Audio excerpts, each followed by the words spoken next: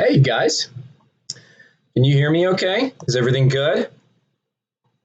I'm assuming this is all going to be screwed up in a technical way.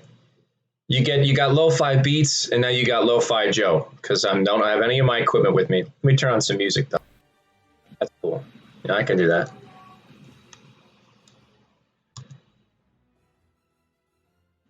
Oh, you guys can hear the music, can you? You can. You can hear the music. I'm going to turn it down this way, though.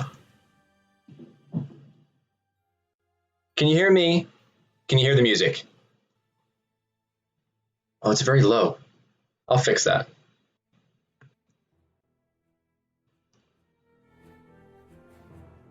All right, now you should be able to hear some music.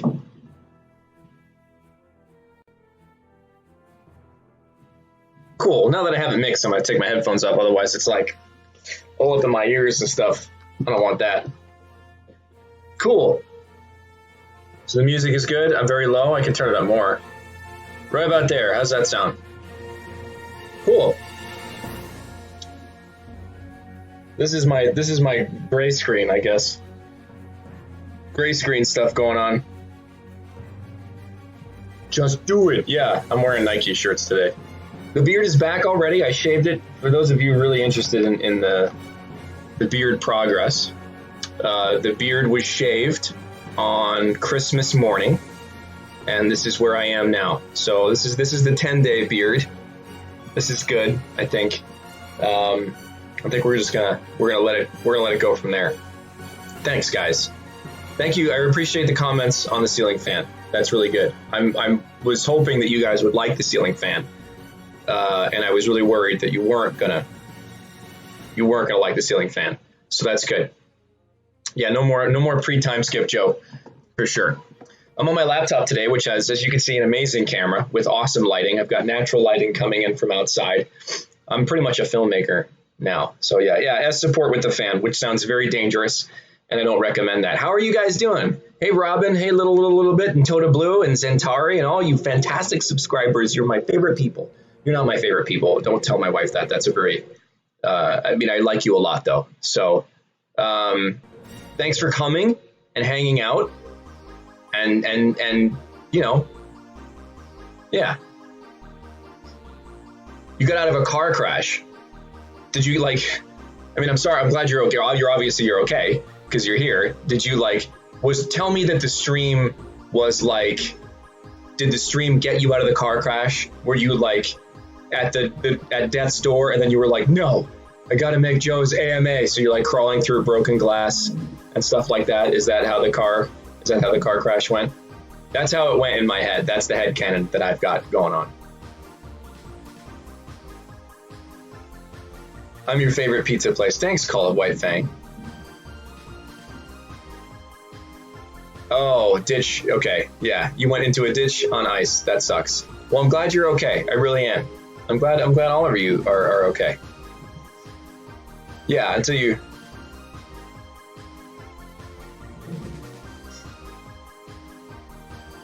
Diamond painting, Blue Cheetah. What's diamond painting? I don't know what that is. Maki Rose is also, guys, stop driving cars. All of you guys are getting in accidents. Please don't drive cars anymore. I feel a little gunky up in here, but otherwise I'm not sick anymore. I feel pretty good. Now, yeah, surviving working the holidays, Wiz is tired. I think that might be more impressive than surviving a car crash, to be honest. Yeah, we're going to ban automobiles. Don't leave the house. Just stay home, play video games. Thanks for the sub, Too Many Samurai. Welcome to Joe's Schmoes. If you're just joining me here for the first time, I don't imagine I have a lot of non-subscribers here, but if you're just joining me for the first time, my name is Joe Zieja. I am a voice actor in Los Angeles, though I'm not in Los Angeles right now.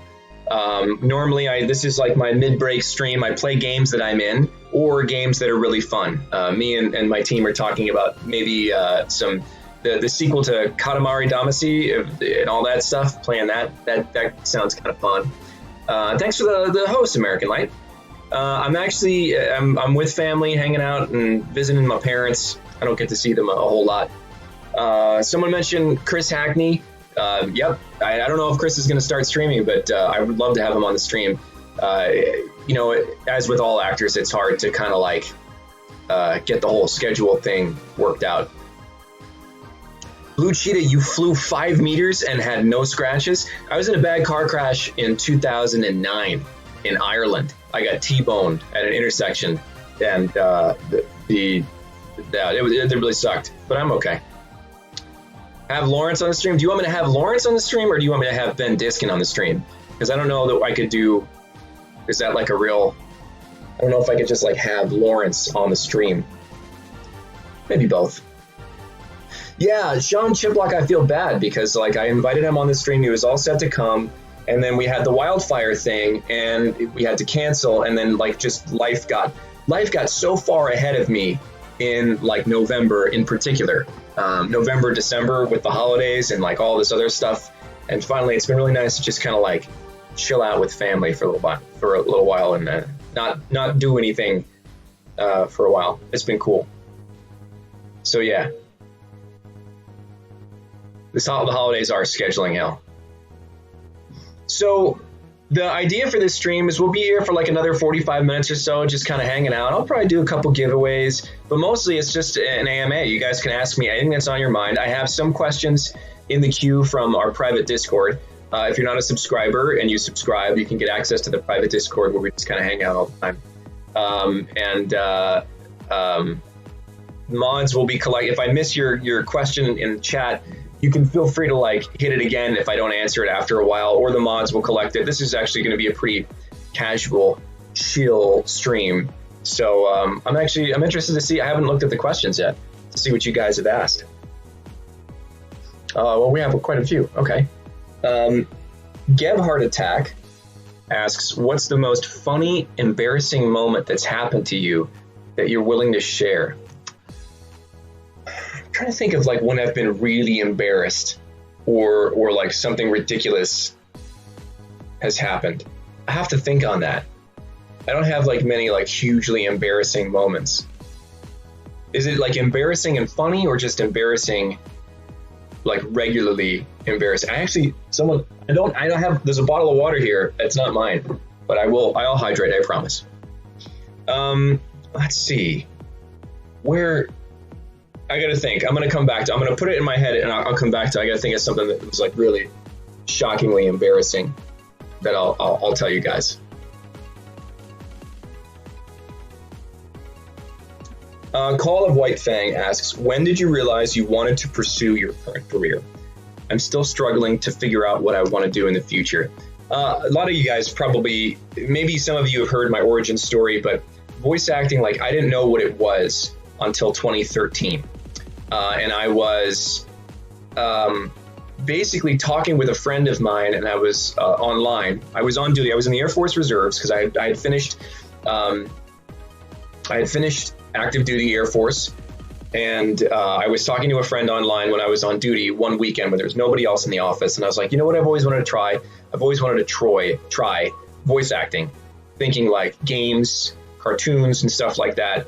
And he was like, well, my company used to hire people to do like our web videos and stuff and our training from this website. Why don't you check it out? And I had some equipment, like recording equipment, because I am an overclock remixer and I'm on staff with them. So like I understood how to engineer a little bit. Auditioned, and I got the first job I auditioned for, which was a cartoon panda speaking Arabic. Very basic Arabic. I don't speak great Arabic, certainly not anymore. And then it was just like, well, that was really interesting. How do I do that again?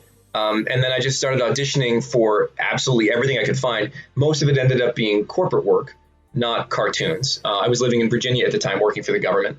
And then it just very shortly became, honestly, just a numbers game, looking at like, okay, how much am I making from the government? How much can I make doing voice acting? Is this sustainable? What do I want to do with it? So it wasn't until I started in 2013. It wasn't until late 2014, October 2014 is when I quit my job. And I was like, that's what I'm doing for the rest of, until something else happens.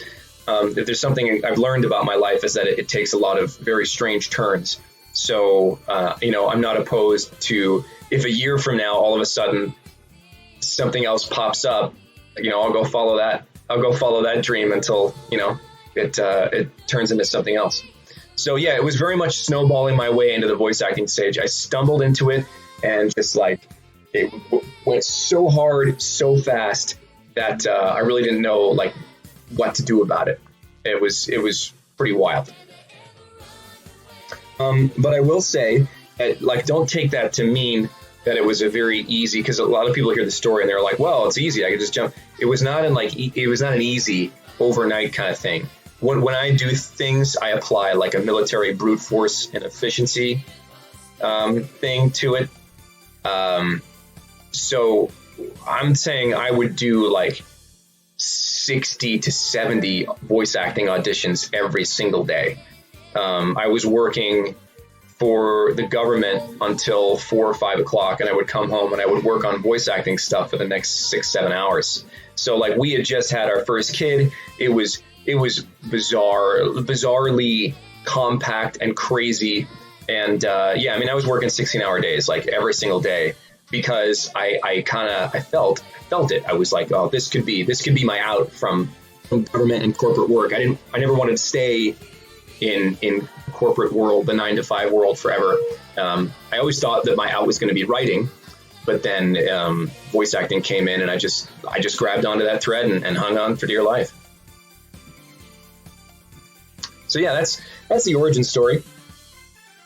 I didn't see any follow-on questions to that. I'm kind of trying to glance at the chat at the same time without losing my train of thought.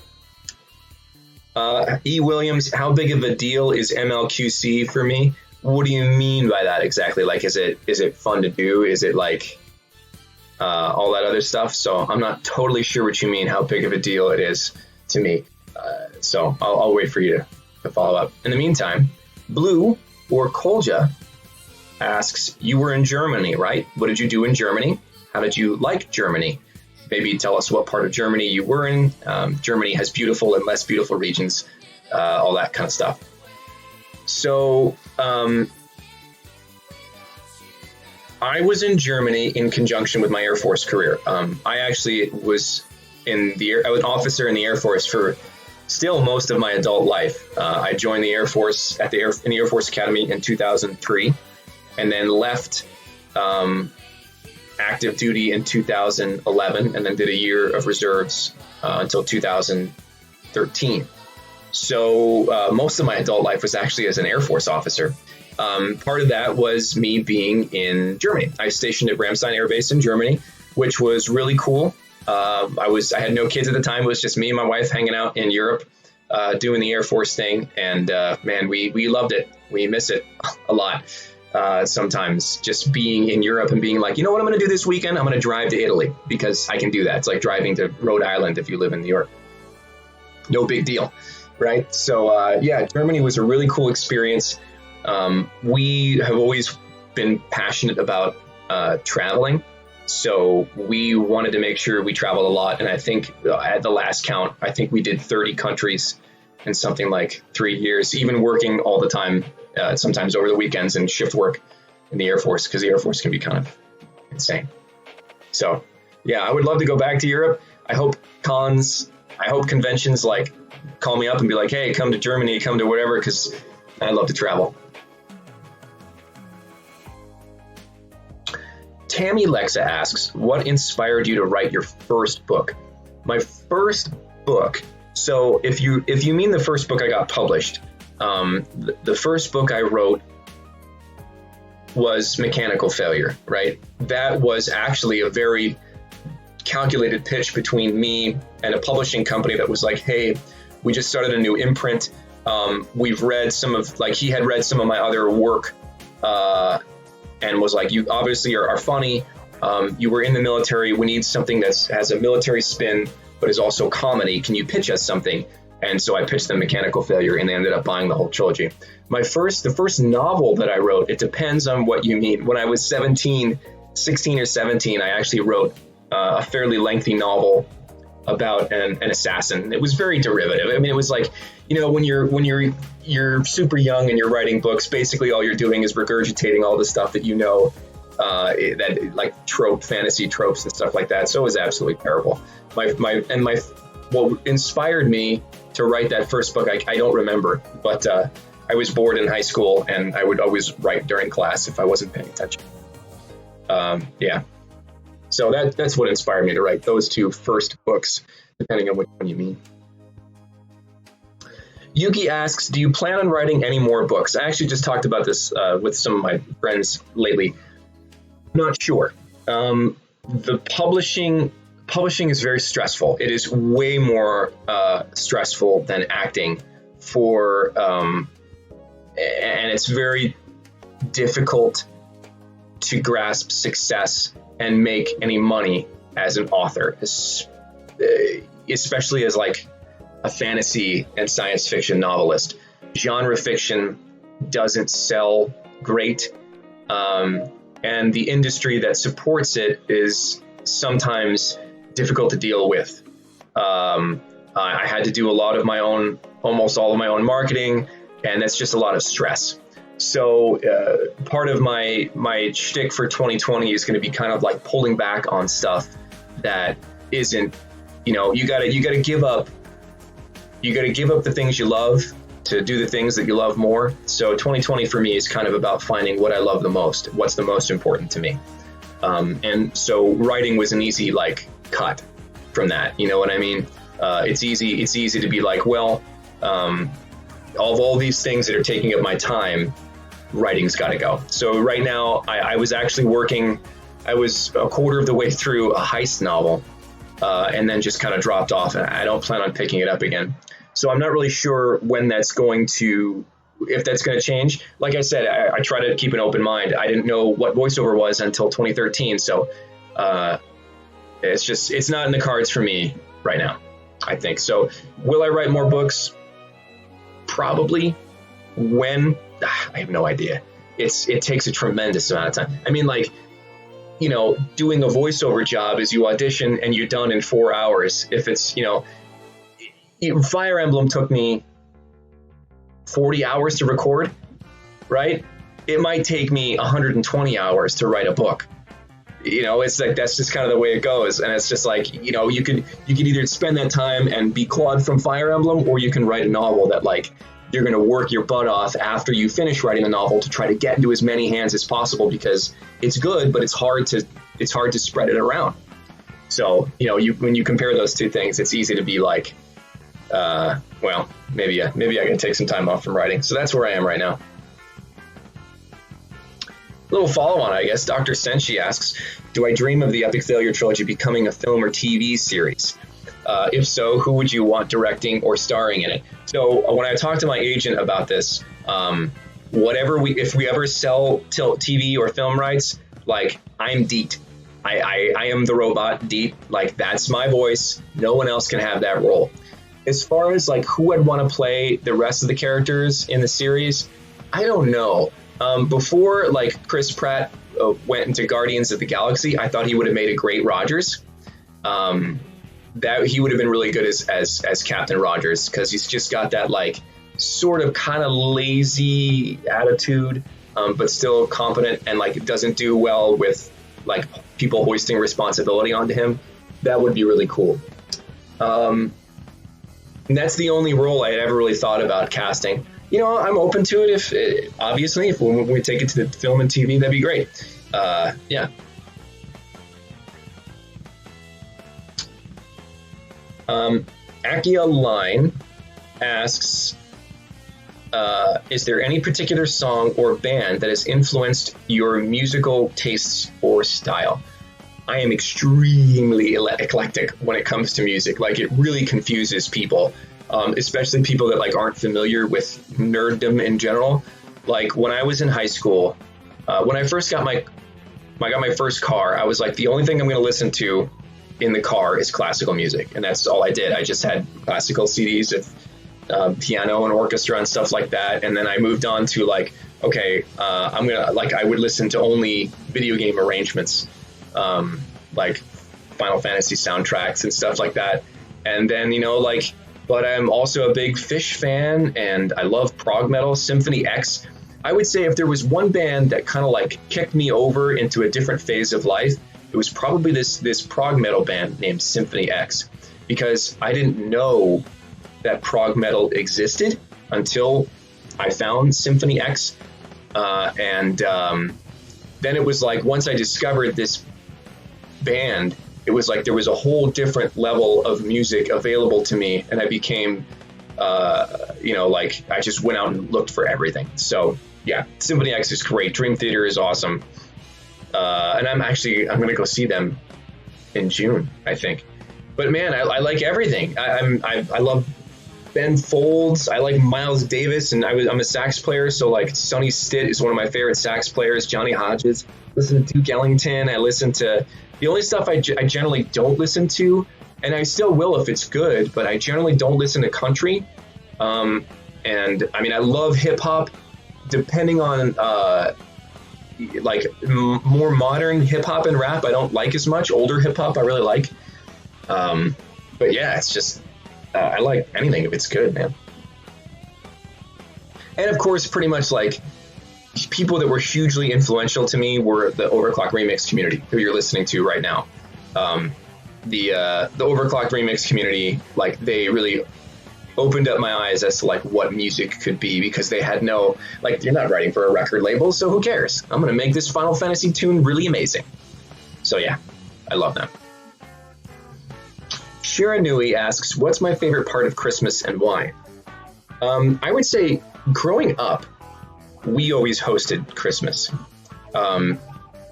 My favorite part of Christmas was always like there was the presents and stuff like that, but like all the members of my family from all over the state would kind of come at different times of the day. So one of my favorite things was just like waiting to see who was next, right? Like the doorbell would ring, and you didn't know if it was like what aunt or what uncle or what cousin, or if it was like a family friend. And I always thought that was like a cool part of Christmas. That, and it was one of the only times we ever like lit our fireplace, which I thought was cool.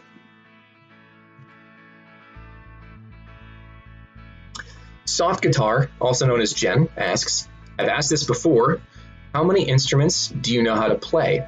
And would you ever go back to recording music again? As it happens, I have several recordings going on right now. Another, changing streams in 2020. Man, music needs to be a way bigger part of my life. Music was my first love, and I let it fall to the wayside over the last 5 or 6 years. And it really just brings me an incredible amount of joy. And it's cool because I don't get paid for it, so it's just something I do for me. So yes, absolutely, I hope to record a lot more music in 2020. The amount of instruments I play, let me see if I can go, I'll have to go in order of skill, right? So if I look at the very bottom, which means like I can fool someone into thinking that I play an instrument, but that's about as far as it goes. I can play trumpet and French horn a little bit. I can play flute, mandolin, guitar, clarinet, saxophone, and piano.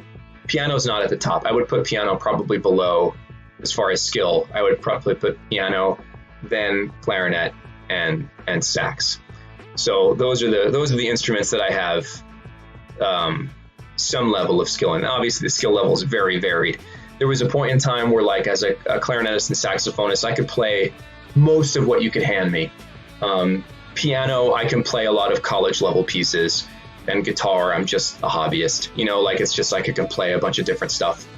And that's, yeah. The instruments I can't play are any bowed instrument, like violin and all those stuff. I cannot play trombone. And I'm not a very good drummer. I guess I could hold a beat if I really needed to, but that's about it. A Capri asks, what was your first console, and have I ever been to Italy? I have actually been to Italy several times. As I mentioned before, I lived in Europe, so I've been to Rome a couple of times, Florence a couple of times, Cinque Terre, which, oh God, I love Cinque Terre. My wife and I hiked there a bunch. We were in Pisa. We were in Naples. My family is from a very small fishing village on the eastern side of Italy, so I visited that place. I mean, I didn't have any family there. I'm half Italian, so I visited there just to be, just to check out where my grandparents were born. So yeah, I've been to Sicily, and I think that's it. I think those are all the places in Italy. So yeah. Oh, you asked me another question. What was your first console? My first console, like the first video games I ever played, was in television. And television was like I think it was pre-Atari. I never had an Atari, but I had an Intellivision. My parents had an Intellivision. And yeah, that was my first console, I think. Which is they're re-releasing it. They just Tommy Tallarico, who is he was involved in Video Games Live and a bunch of other like video game community stuff. I think he's now heading up the revival of the Intellivision, which is coming out, I think, October of 2020. Yeah, so.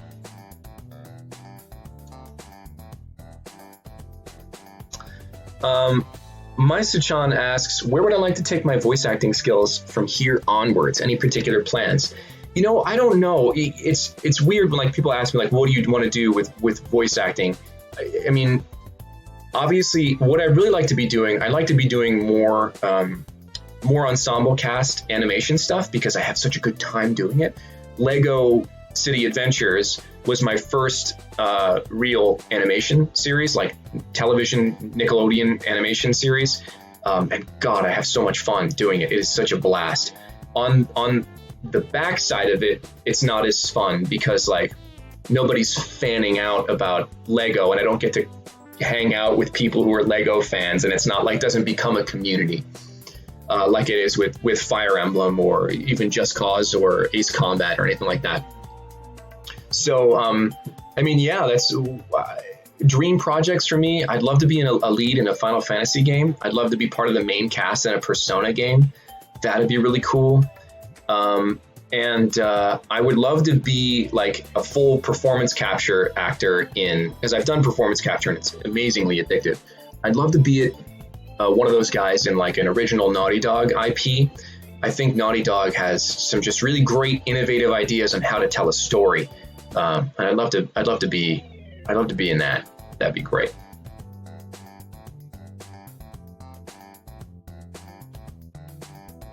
Oh, I lost the thing here. Ruby's the Gem. What is your most memorable memory from high school and or college? God, that's an absurdly broad period of time where a lot of insane things happened. I mean, like, I went to the Air Force Academy, and like pretty much there's many days there in college that are just like their own memories. Gosh, I don't even know.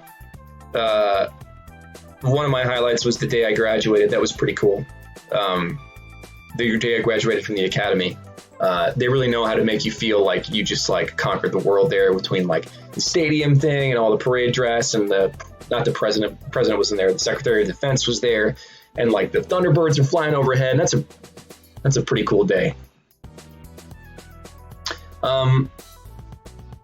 Latch L4N asks, what's your go-to dance move? The answer to that is alcohol. 003D asks, are you so good at censoring your swears and stuff on stream because you have to censor yourself around your kids a lot? I don't know if I censor myself enough around my kids. Ask my kids. I don't know. I have a good lead time on what's about to come out of my mouth, and then I can reach for the censor button. Who knows? I guess. I'm glad you think I'm good at it. One gamer asks, how was it to voice Saiki Kusuke from The Disastrous Life of Saiki K? It was actually really interesting when they kind of sprung that role on me. I didn't audition for it, I just got cast. And so like I got this email and it was like, you've been cast as Kusuke in The Disastrous Life of Saiki K. And his name is, and I was like, did I just get cast as the lead in this anime? Like, what is this? I have no idea. But it turns out I was his brother, and so I was only in one of the seasons. So that was cool. It was we only did one session, and it was neat to just be like this stuck-up scientist. So it was a lot of fun. A lot of fun.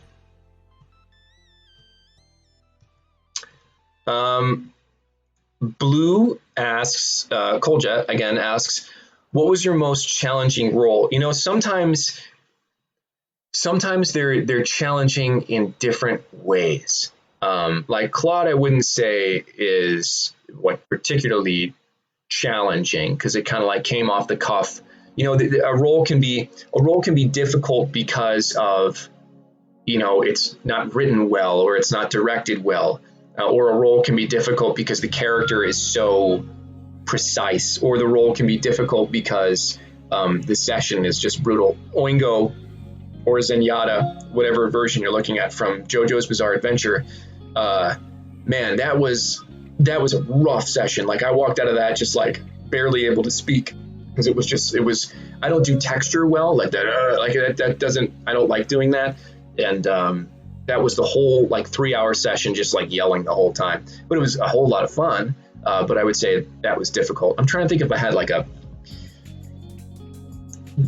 I did a couple of foreign film dubs a while ago. I don't do them anymore. But I did a foreign film dub for a Korean movie called Fabricated City.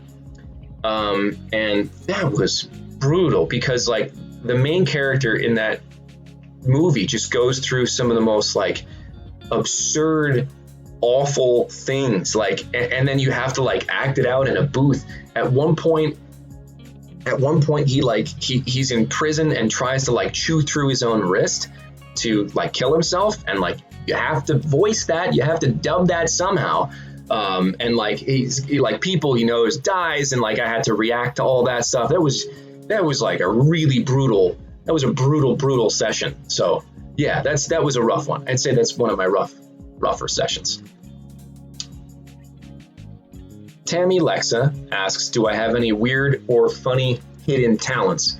Of all the things in my life that I do well, I think the thing that I do best is whistle. I'm actually hoping to make some whistling recordings for all of you. As a matter of fact, when I was out before the stream, I was playing guitar, and I was fiddling around with the chords for The Edge of Dawn and whistling the melody.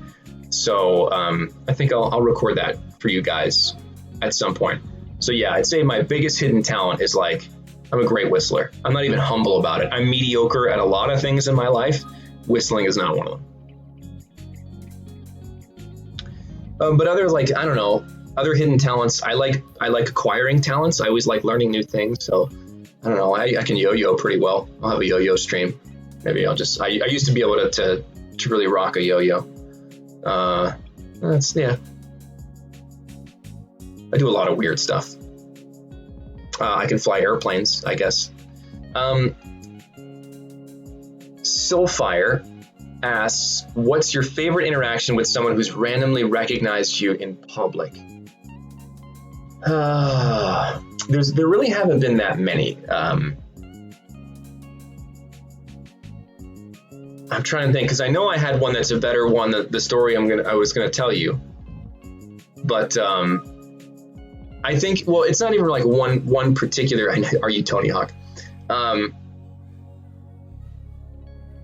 When I went to, they invited me to go to a gallery for the art for Persona 5 and Catherine Full Body. So Persona 5 and Catherine, the artist, was there. And he had like his whole art gallery there. And so they invited me because I had like a very small role in P5. But the gallery happened maybe like a month after Fire Emblem came out, and I brought my wife. Now at this point, like my wife hadn't had like any experience of fandom at all, right? So like it was just really fun to watch her face as like I go to this gallery and people are like jumping out of line, going like, "Are you Claude?" And she's like, "Are you kidding me right now?" So that was a fun experience. Yeah, Sojima. Sojima, the artist. He was there. He was cool. I got to meet him.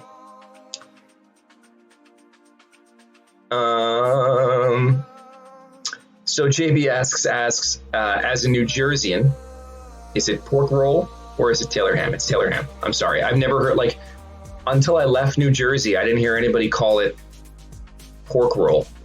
Even when I lived there for 18 years. I never heard anybody call it pork roll. And believe, I just made myself this morning a Taylor ham, egg and cheese sandwich. And yeah. It's hard to, Kina, I don't know how to describe what Taylor ham is. Yeah. So. Yeah, you gotta Google it. Okay. Morganix asks, Joe, what was your favorite meme of 2019? My God, I love memes, and I don't know really like how to pick one.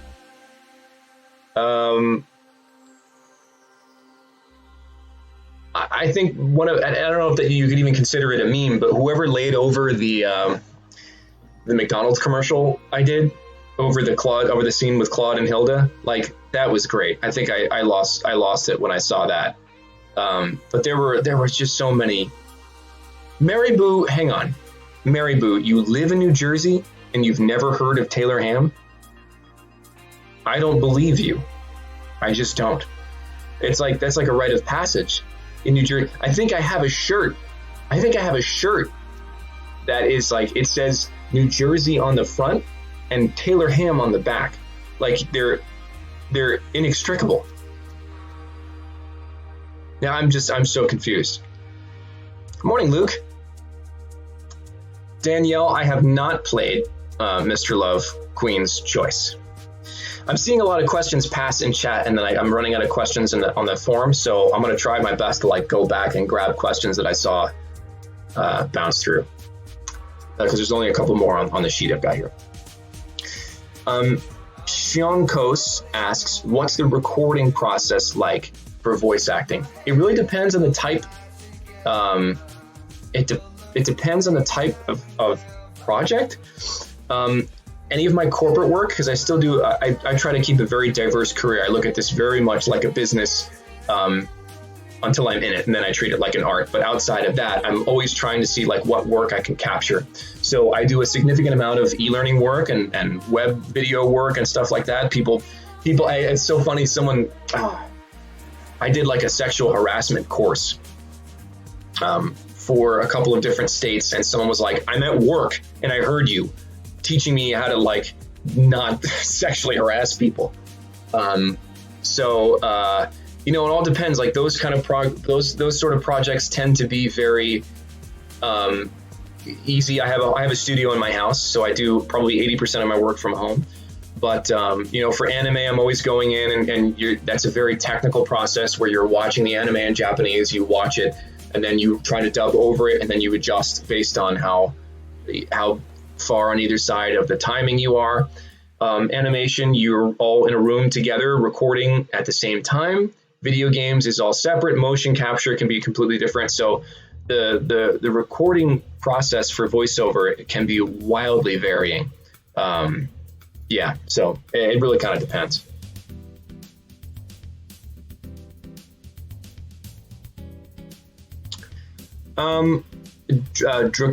Draconia Deneve asks,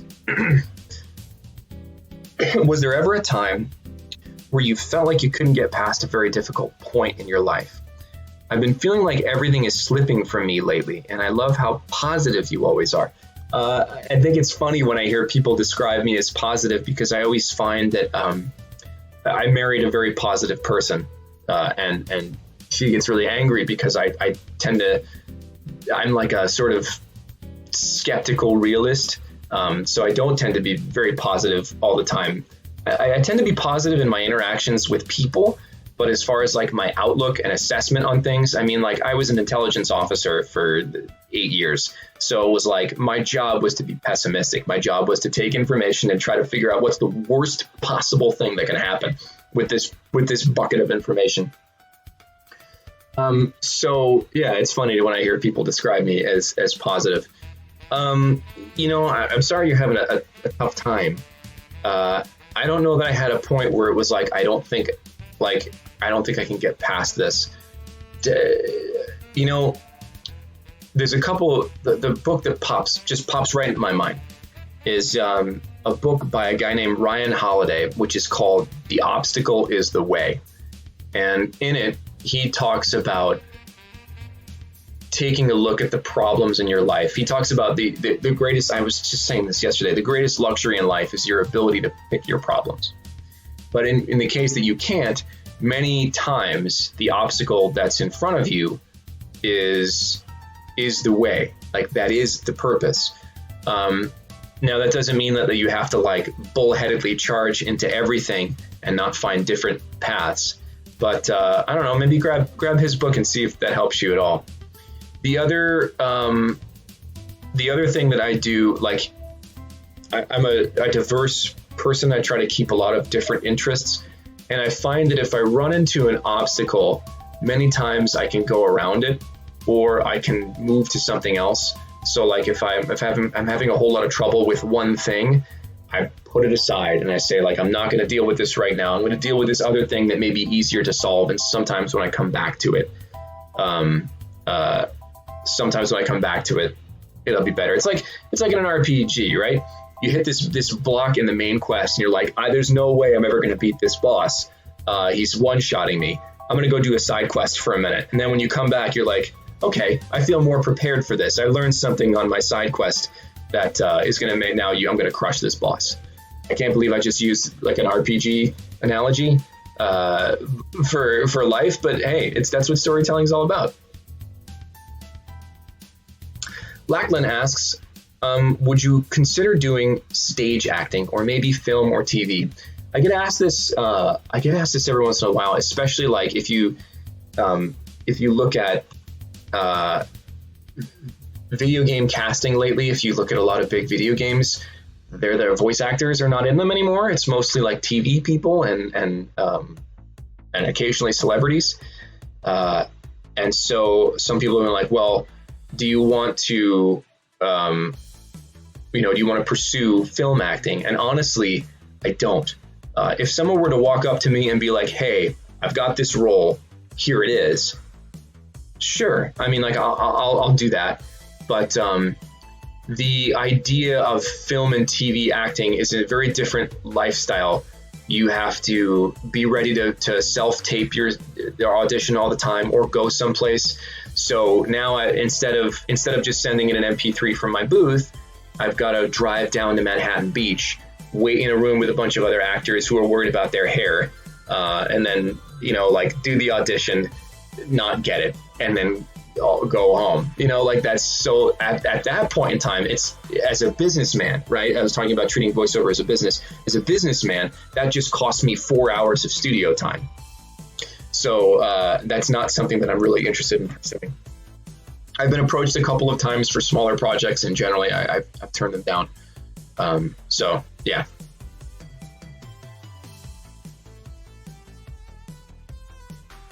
Suki asks, would you ever eat baked beans on bread? I mean, I lived in Texas. I thought that was kind of a given. That's what they do there. They have Texas toast and you have barbecue with beans, and you eat them together. Is there something else to this question that I'm missing? But yeah. Pluto asks, if you could pick one person out of literally anyone to guest on the stream, who would you choose and why? That's really broad, right? If I could have any...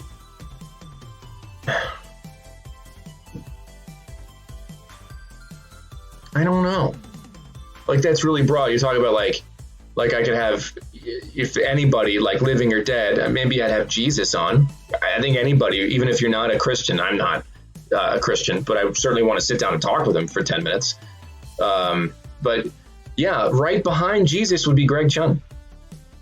So yeah, Dr. Senshi has it. So if I couldn't get Jesus, I'd probably get Greg. Yeah. I think, and again, that's pretty much everyone. Pretty much everyone has that order of priorities.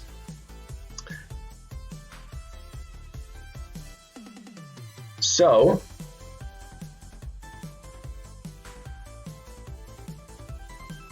let's see.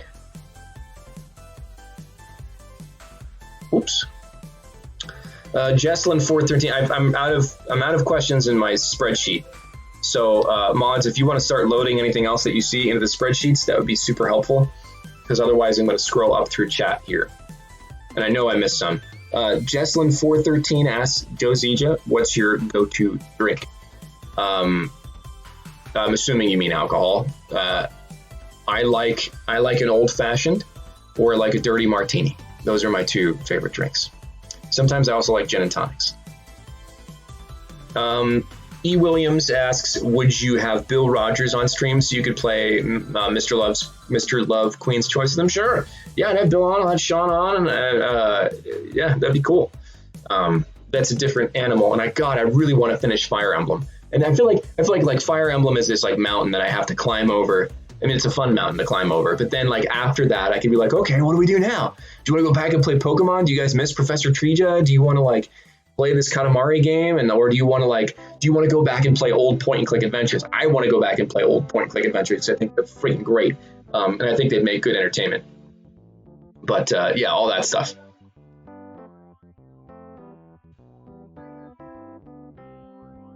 Okay, so drop your questions in chat now, I guess, because all right, I'm looking.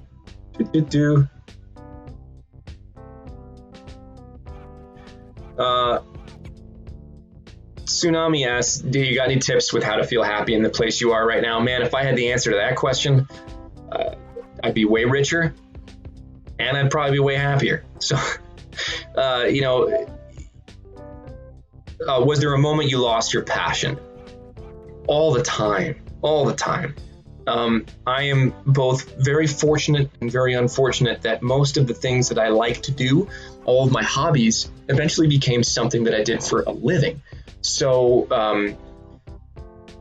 yeah, like there's been times where I've been in a voice acting session, like just so incredibly lucky to be there doing the thing that I want to do. And like in my brain, I'm like, man, I just want to go home.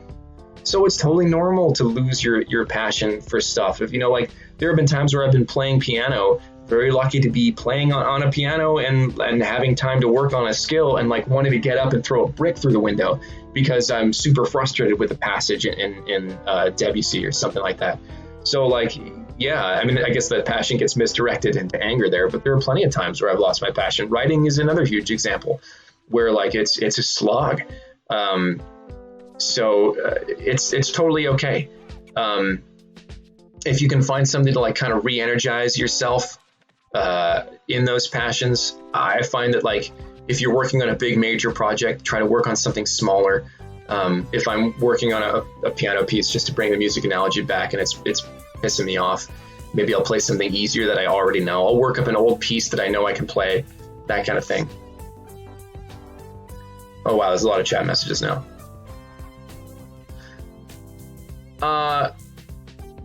Gebhardt, asked the question again because I don't know that I have forgotten it. You asked me the embarrassing question. I haven't thought of anything lately that was like really embarrassing. I don't know. I really don't have anything. I'll keep thinking. Sokajuwaka, what's my favorite dessert? That's tough. The bar in the town I grew up in made a brownie sundae that was really good, that I liked a lot. I like donuts. I like a powdered jelly donut. Okay, now I'm able to see your questions a little bit better. Would I stream the new Animal Crossing? Probably not. Animal Crossing really just never like held anything for me personally. Call of White Fang asks, what's your favorite? We can get it rapid fire now. What's your favorite ice cream? Chocolate chip cookie dough. Aculine, do I have any pets? No. Zentari, would I ever stream any of the Monkey Island games? Yes. I didn't play them. They're actually, there's so many point-and-click adventures. But I was big into King's Quest and Quest for Glory. and there was a couple other ones that I played and loved. Toonstruck was amazing. Torrance Passage is great. So yeah, I would definitely play Monkey Island. Danielle asks, how did you get the Gavin role in Mr. Love, Queen's Choice? I very simply auditioned for it from a studio. It was actually the first game that studio sent me. So that studio was like, hey, gosh, I'd like to add you to our roster. I've heard about you, blah, blah, blah. And then they sent me the first, this is the first audition they sent me. What cons are on my schedule? Adi Belena. I have 2 confirmed and I have like 7 pending right now for 2020. My first one will be Anime Impulse, which is in Los Angeles on the 18th through the 20th. I think I'll be there on the 19th. And I have, oh my gosh, what is it? It's a convention. It's in Winston-Salem, North Carolina, and I believe it's in March 20th to 22nd. But I can't remember which one it is right now. I'm obviously not in my normal studio. And we haven't made an official announcement yet, but I know I'm appearing somewhere on their lists already, so I'm not too worried talking about it. Sukinari asks, what's your stance on Nier Automata? I love that game, and I played it. I don't know that I would stream it, but I loved it. I thought the performances were excellent. I thought the battle scenes were great. The music was outstanding. Evelyn Mills, have I ever had my tonsils removed? No, I have not.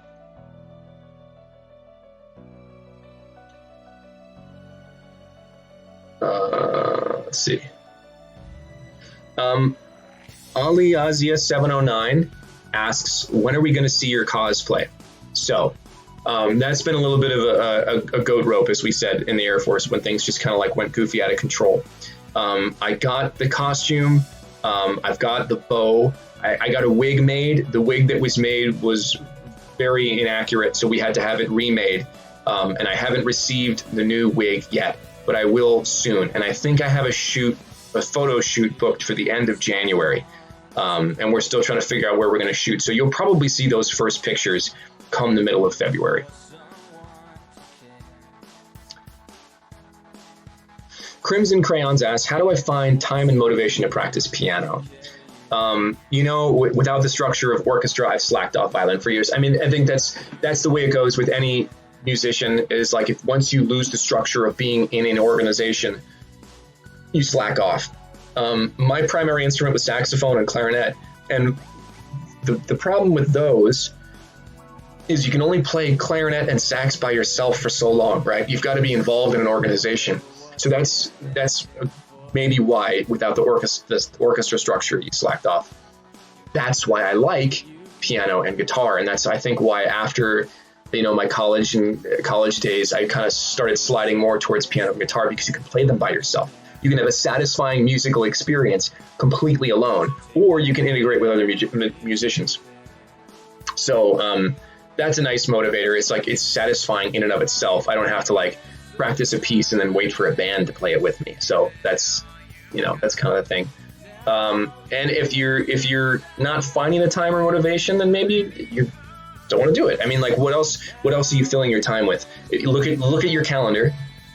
Show me your calendar, and I'll tell you what you're passionate about. If you don't make the time, then you're not going to do it.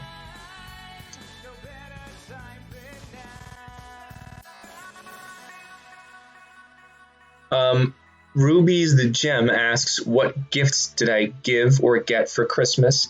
I got a surprising amount of socks, but they were all super fun. I have some right here that I got for Christmas that I'll show you guys, because I know you really want to know like what socks I got. I got like a bunch of Star Wars socks, 12 days of socks. So that's, I got a whole new sock collection, which I'm super excited about.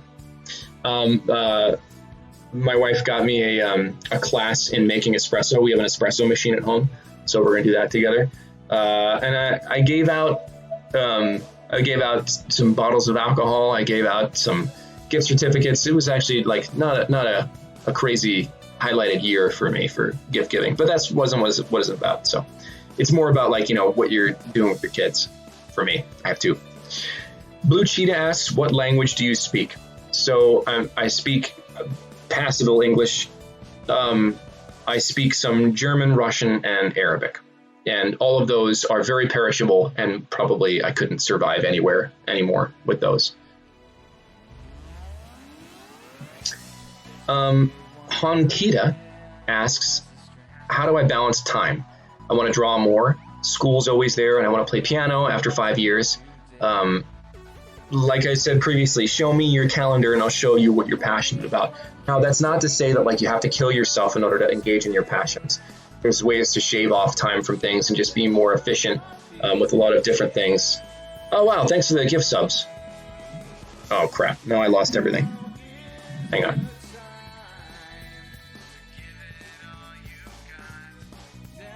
Is it deleting my chat? Are we too far down in chat now? I think we might be.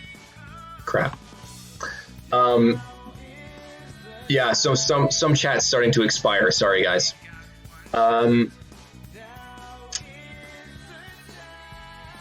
Yeah, it's balancing my time. I try to find ways to shave things off and try to be as efficient as possible. And then, yeah, so that's a hard question to answer.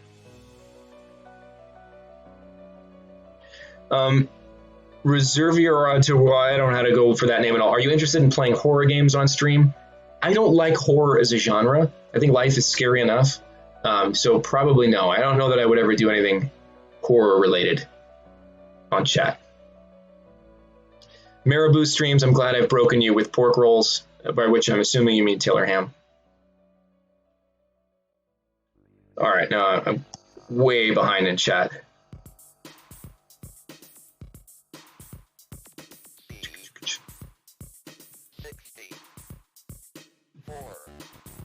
I'll catch up here in a second, guys.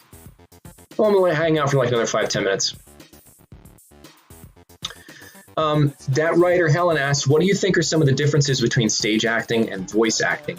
Do you think someone could transition from one medium to the other well? Now, I will say, stage actors typically do translate very well to voice acting.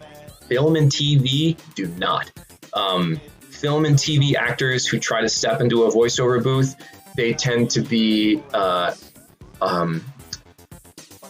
very like slow, like they don't, because they're used to like the way the TV is formatted, they won't get through a lot of material in a short period of time, and it frustrates directors. They play very understated because in TV and film, it's all about like the close-up, and it's not so much about what you can do with your voice. So they tend to rely on all these other tools of acting. But stage actors tend to do very well in voice acting, particularly in cartoons.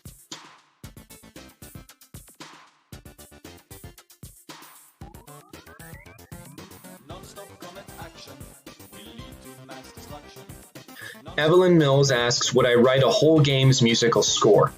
I have, as a matter of fact. I have written musical scores for, I think, 2 or 3 games. No one's ever heard of them. One of them was an otome game called White Lies and Sweet Nothings. That company actually had me do 2 or 3 games. I can't remember.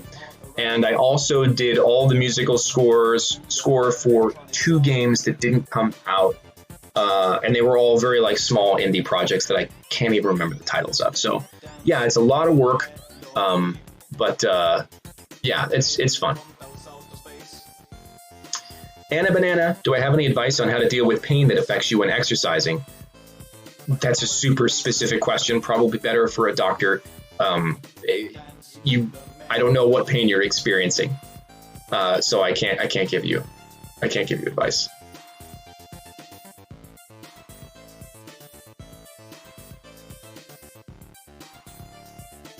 Okay. Midoriel asks, did I enjoy voicing Fox? Hell yeah, I enjoyed voicing Fox. That was awesome. I'd only been in LA for like 6 months, and they hand me suddenly I get a contract from Nintendo and it has Fox McCloud on it. I lost my mind. It was awesome. I hope they call me back. Morganix, what's my favorite Zelda game and favorite Zelda song? Man, it's hard to beat Ocarina of Time for my favorite game, a Zelda game.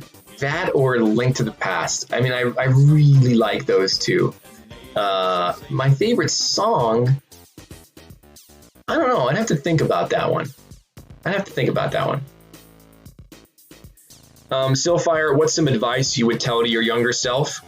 I would tell my younger self to relax, like to chill out, not be so serious about everything, and to love people more, to be a little bit more interested and concerned with the people around me, practice empathy a little bit more, because I'm just sort of learning about that now in my life, and I wish I had done it 10 years ago instead.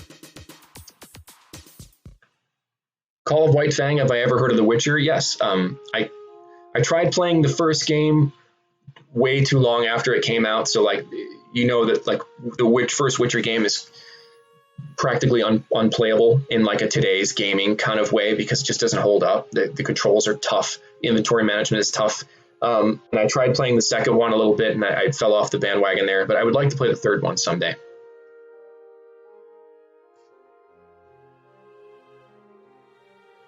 Debt Writer Helen, what's some games that are coming out this year that I'm super excited about? I don't know. Like, I feel like my backlog is so huge. What I'm playing personally right now, I just finished Final Fantasy IV again. So like, if that tells you like how quick I jump on modern game bandwagons, I just don't. My backlog is so big, so I know there's like a ton of games I want to play. I think I may pick up Octopath Traveler, which is like 2 years old now. So yeah. Aris, do I have any bloopers? I don't really. Like, you screw up so often and they just get thrown out. So like, I don't know if I have any bloopers. Sometimes if I say something weird, the studio will keep it. I would love to know. I know that Cup of Tea, the guys that recorded Fire Emblem, I know they have some of me, and I would love to hear them.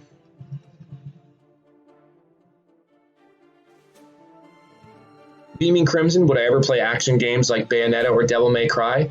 They're not my favorite, but I've played some that I really do enjoy.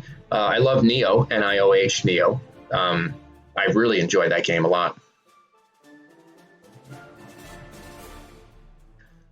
Lachlan, is most of my work auditioned for or offered to you?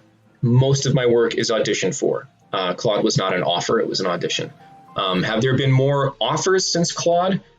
I think there's been a few, but it's hard to tell, like what comes from what, Do I have more fun voicing anime or games? It depends on the anime and it depends on the game. I've had anime that I voiced that like have been a slog. Even like, it's just like I just wasn't into it or what.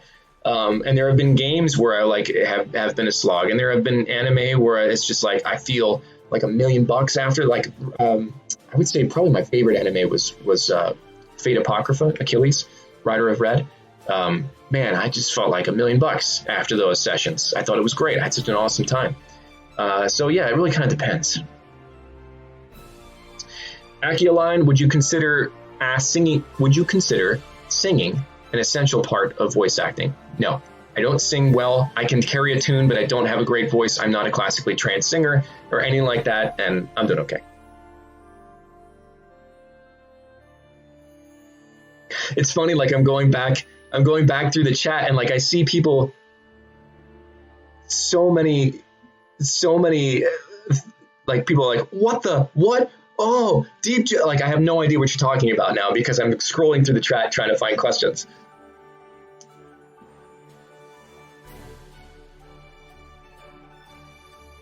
All right, I'm going to go back to the bottom and I'll go up from there. Let's see. More messages below. I don't know what Deep Jor is.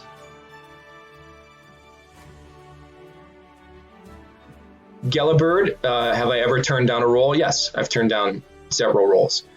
Sometimes it can be for, I had to turn down a role once because my wife was having a baby, and they recast me because they couldn't work with my schedule, so I had to turn it down. Sometimes, like, if a director wants me to work on an evening or a weekend, I've turned down jobs that way.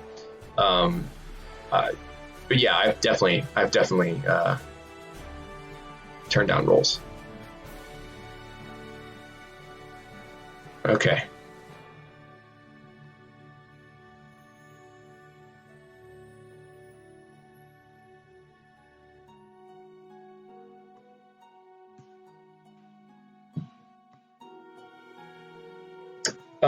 My family's just hanging out. while we're doing this. Yeah, sorry, my wife's water broke. I gotta have a baby. I can't do this video game right now. I know which one it is, and you guys know it, but I had to turn on a roll in like a popular franchise because they couldn't do the schedule thing. Oh well, it kind of happens. So I think that's going to be it for me today, guys. Thanks for joining me for an hour. I'm glad that we kind of like had a chance to hang out in between the break and all that other kind of stuff. We're gonna pick up again. Let me look at my calendar real quick. I think my first stream is going to be the 9th, January 9th. We're gonna jump back into Fire Emblem, and we are going to push. I'm going to try to be doing a little bit less like repeated exploration, and we'll push towards time skip and the end game as we go through it. So yeah, it'll be great.